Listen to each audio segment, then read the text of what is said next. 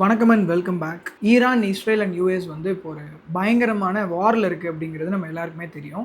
And அந்த வாரில் ஈரானோட supreme leader, அதாவது காமினே அப்படின்றவர் வந்து கொல்லப்பட்டிருக்காரு அப்படிங்கிறது நம்ம எல்லாருக்குமே தெரியும். அதை தாண்டி அவருக்கு அப்புறம் வந்து ஒரு சுப்ரீம் லீடராக ஒருத்தர் வந்து பதவி ஏற்பாங்கல்ல, அவர் பதவி ஏற்று வித்தின் 1 டேக்குள்ளே அவரையுமே வந்து யூஎஸ் வந்து சொல்லி முடிச்சிருக்காங்க.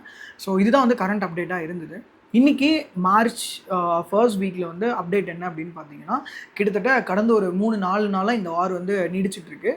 இதில் ஈரான் வந்து என்னன்னா, அவரோட அந்த சுப்ரீம் லீடர் கொல்லப்பட்டதுக்கு அப்புறம் ரொம்ப பயங்கரமாக ஹீட் ஆஃப் த மூமெண்ட்டில் அவங்க வந்து மிடில் ஈஸ்ட் கண்ட்ரி, இஸ்ரேலு, யூஎஸ்ன்னு சொல்லி எல்லா இதையுமே வந்து பயங்கரமான தாக்குதல் வந்து நடத்திட்டு இருக்காங்க. ஏன்னா இஸ்ரேலில் வந்து இஸ்ரேல்ல இருந்து ஈரான் மேலே நடந்த அந்த அட்டாக்ல வந்து பார்த்தீங்கன்னா இறந்தது ஈரானோட சுப்ரீம் லீடர் மட்டும் கிடையாது, அவரோட 14 மாதத்துக்கு இருக்கக்கூடிய அந்த குழந்தையுமே வந்து இறந்துருக்காங்க. நம்ம நிறைய பேர் வந்து நினச்சிட்டு இருப்போம், ஈரானோட அந்த இறந்தார்ல அவர் வந்து ஒரு கைண்ட் ஆஃப் பிரசிடென்ட்டு, அவர் வந்து அங்கே இருக்கக்கூடிய ஒரு பிரைம் மினிஸ்டர் அப்படின்ற மாதிரி. அதெல்லாம் கிடையவே கிடையாது.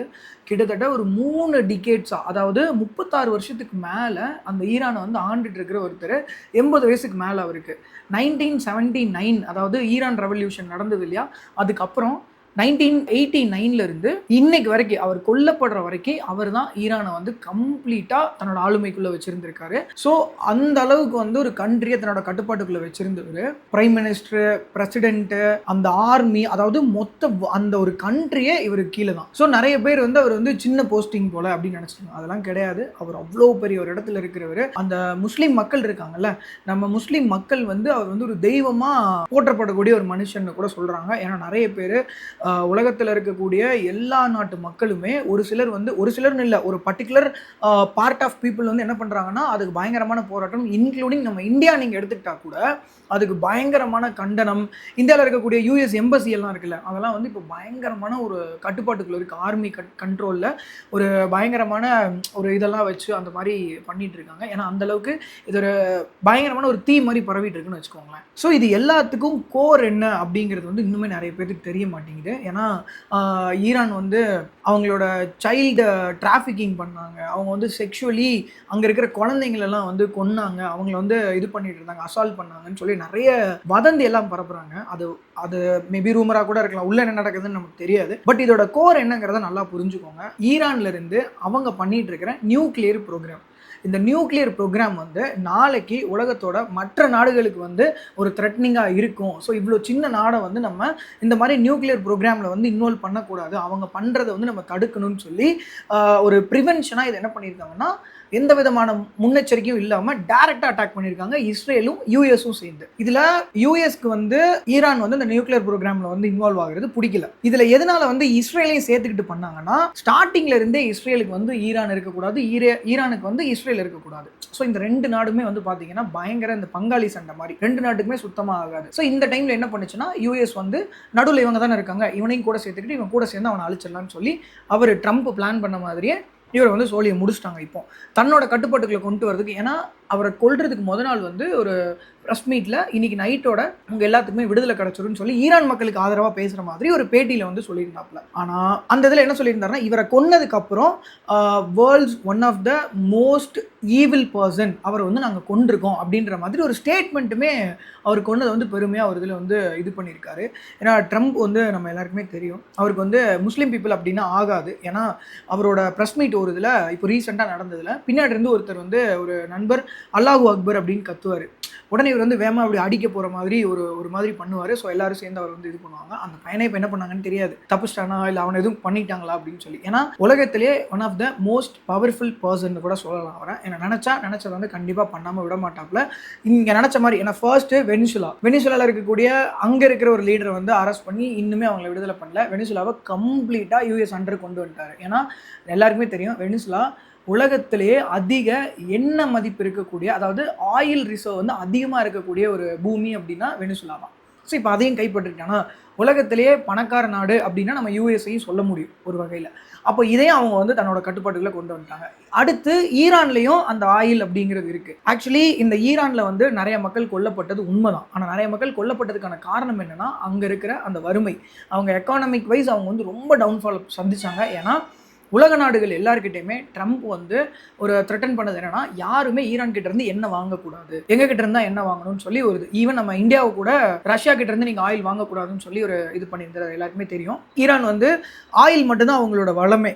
அப்போ அந்த ஆயிலே வந்து மற்ற நாடுகள் வாங்கலைன்னா எப்படி வந்து அவங்களுக்கு அந்த இம்போர்ட் எக்ஸ்போர்ட் பிஸ்னஸ் வந்து அவங்களால பண்ண முடியும்? எப்படி ஒரு நாடு வந்து பண மதிப்பு வந்து அவங்களுக்கு அதிகமாகும்? ஆகாது. ஸோ வறுமையோட உச்சத்துக்கு போனாங்க. நிறைய பேர் வந்து அவங்களே பசி பட்டினியால் கொல்ல ஆரம்பிச்சாங்க. இந்த மாதிரி திங்ஸ். இதில் மறுபடியும் என்னன்னா, நாட்டு மக்களை நீயே கொண்டனா உன்னை நான் அழிப்பேன்னு சொல்லி அவரோட கப்பல் எடுத்துகிட்டு வந்து அந்த நாட்டோட கடற்கரையில் வந்து நிறுத்திக்கிட்டு அவங்கள அந்த மாதிரியும் வந்து ஒரு இது பண்ணிட்டு இருந்தாரு. ஸோ இந்த இது வந்து யாருக்குமே தெரியாது நம்ம பண்ணுறது அப்படின்னு நினச்சி பண்ணுறாரா, இல்லை நம்மளோட பவரை காட்டணும்னு நினச்சி பண்ணுறாரா, எதுவுமே தெரில. யூஎஸ்க்கு எந்த அளவுக்கு பவர் இருக்கோ அந்த அளவுக்கு ஈரானுக்கும் ஆர்மி பவர் அப்படிங்கிறது இருக்குது. இன்க்ளூடிங் அவங்கக்கிட்ட யூஎஸை தாண்டி நிறைய சக்தி வாய்ந்த ஒரு வெப்பன் எல்லாமே இருக்குன்னு கூட நம்மளால் சொல்ல முடியும். இன்னொன்று, ரஷ்யா வந்து ஈரானுக்கு சப்போர்ட் பண்ணுறதுக்கு நிறைய சான்சஸ் இருக்குது. ஸோ தற்போதைய நிலை நிறைய பேர் வந்து சோஷியல் மீடியாவில் பகிரக்கூடிய ஒரு விஷயம் என்ன அப்படின்னா, ட்ரம்ப் வந்து இந்த குழந்தைங்களெல்லாம் ரேப் பண்ணிட்டு இருந்தார்ல அப்படின்னு சொல்லி எப்ஸ்டீன் ஃபைல்ஸில் வந்திருந்ததில்ல, இதெல்லாம் மறைக்கிறதுக்காக இந்த மாதிரி ஒவ்வொரு ஸ்டெப்பாக எடுத்து இந்த மாதிரி ஒரு வேர்ல்டு நியூஸை ஃபுல்லாக ஸ்ப்ரெட் பண்ணுறாரு. ஏன்னா எப்ஸ்டீன் ஃபைல்ஸ் உங்கள் எல்லாருக்குமே தெரியும், வேர்ல்டு வைடாக அது பயங்கரமான ஒரு ஃப்ளாஷ் நியூஸாக இருந்தது. நம்மளே அதை பற்றி ஒரு 2 வீடியோவுமே போஸ்ட் பண்ணியிருந்தோம். கம்ப்ளீட்டாக what is Epstein file, so அதில் யார் யாரோட நேம் வந்திருக்கு எல்லாமே டீட்டெயிலாக போட்டிருக்கோம். பார்க்கலன்னா அந்த வீடியோ மறக்காமல் போய் பார்த்துட்டு வந்துருங்க.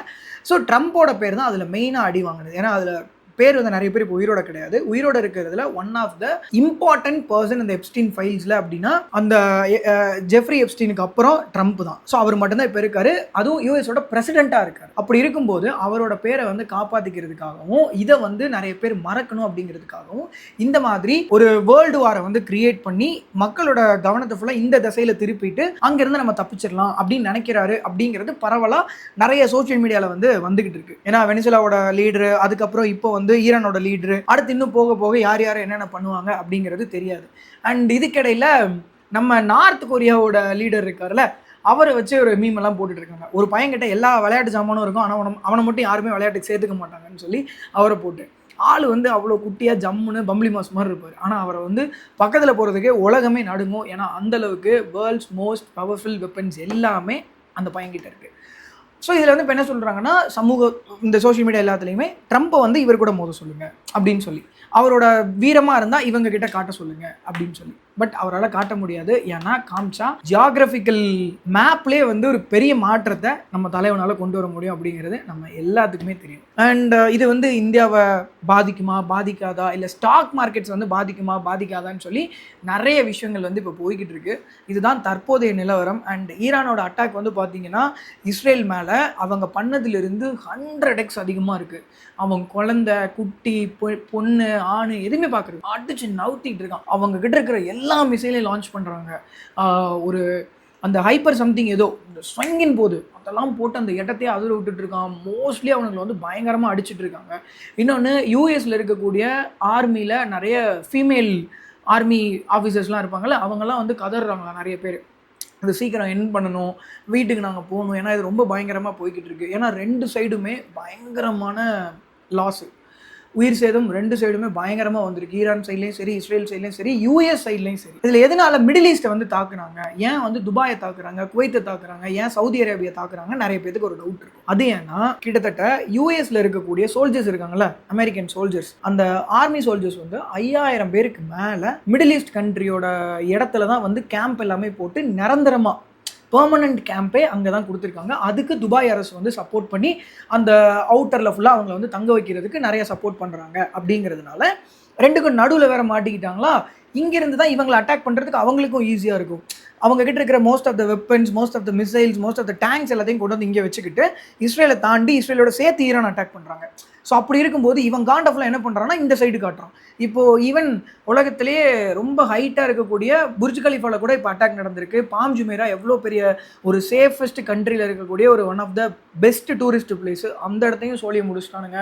துபாய் ஏர்போர்ட்டில் அட்டாக் நடந்திருக்கு. துபாயிலேருந்து இப்போ யாருமே ஏர்போர்ட் மூலமாக எந்த ஊருக்குமே போக முடியல, எல்லாருமே அங்கே மாட்டியிருக்காங்க. ஸோ இந்த காரணங்களால தான் துபாய் மேலே, இந்த மிடில் ஈஸ்ட் கண்ட்ரிஸ் மேலே எல்லாமே பயங்கரமான தாக்குதல் கொடுத்துட்டு இருக்காங்க ஈரான் சைட்லேருந்து. ஏன்னா இவனுங்க வந்து பின்வாங்க வாய்ப்பே கிடையாது. ஏன்னா அவங்ககிட்டயே அந்த அளவுக்கு பவர் இருக்கு. தேவைப்பட்டா இன்னும் 2 கண்ட்ரீஸ்ல இருந்து சப்போர்ட்டை எடுத்துக்கிட்டும் இவனுங்க வந்து சோழிய முடிக்கிறதுக்கு தான் பார்ப்பாங்க. ஏன்னா அவங்க தெய்வமா போற்றுன ஒரு ஆள வந்து அங்க வந்து சோழிய முடிச்சிருக்காங்க. ஃபர்ஸ்ட் அட்டெம்ப்ட்லயே அவங்கள வந்து முடிச்சிருக்காங்க. அவ்வளோ தூரத்துக்கு போகும்போது. இன்னொன்னு இந்த மிடில் ஈஸ்ட் கண்ட்ரீஸ்ல இதுதான் தற்போதைய நிலவரம் வந்து இதுதான். எனக்கு தெரிஞ்ச அளவுக்கு என்னோட ரிப்போர்ட்ஸ் எல்லாமே கலெக்ட் பண்ணி நான் உங்களுக்கு இன்ஃபர்மேஷன் குடுத்துருக்கேன். இன்னும் இதில நான் ஏதாவது மிஸ்டேக் பண்ணியிருக்கேன், இல்ல இன்னும் உங்களுக்கு டீட்டெயிலான விஷயம் ஏதாவது தெரிஞ்சதுன்னா, கமெண்ட்ஸ்ல சொல்லுங்க. அத வச்சு வேற ஒரு வீடியோ கூட நம்ம வந்து ப்ராப்பரா மேக் பண்ணலாம். அண்ட் அந்த நியூக்ளியர் ப்ரோகிராம் என்ன? ஸோ அத பத்தினது என்ன? அப்படிங்கிறத இன்னும் டீட்டெயில்டா நம்ம அடுத்த பார்ட்ல பார்க்கலாம். அண்ட் ஒன் மோர் திங், இந்த middle east countries Dubai, Qatar, Oman, அதுக்கப்புறம் இன்னும் நிறைய சவுதி அரேபியா எல்லா சைட்லயுமே நம்மளோட தமிழ் சொந்தங்கள் நிறைய பேர் வந்து அங்க இருப்பீங்க. எல்லாருக்குமே தெரியும். ஏன்னா துபாயோட மோஸ்ட் ஆஃப் த பாப்புலேஷன்ல நம்ம தமிழ் இதுவுமே அதிகம். அண்ட் கேரளாலேருந்து நிறைய பேர் போய் அண்ட் கேரளாலேருந்து நிறைய சொந்தங்கள் அங்கே இருப்பீங்க. ஏன் இந்தியாவிலேருந்து நிறைய பேர் வந்து அங்கே ஒர்க் பண்ணிட்டு இருப்பீங்க. எல்லாருமே ரொம்ப சேஃபாக இருங்க. சீக்கிரமே இது வந்து முடியணும் அப்படிங்கிறது நம்ம எல்லாரோட ப்ரேயர்ஸுமே இருக்கும். தேங்க்யூ.